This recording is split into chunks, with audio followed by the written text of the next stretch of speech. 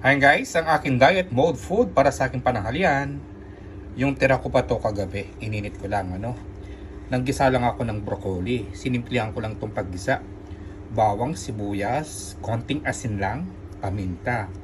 At syempre nilagyan ko lang konting sabaw.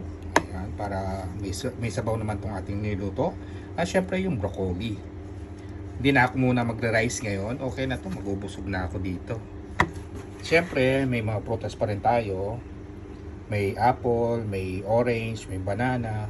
Kagabi, bumili ako ng kiwi. Subukan ko to kung anong nasa. At siyempre, kakain pa rin ako ng pipino. Pipili na lang ako dito ng mga prutas kung anong gusto kong kainin. Kaya guys, halip po kayo. Saluhan po ninyo ako sa aking pananghalian for today. Wow, manyaman. Kahit matabang. Thank you for watching. Bye!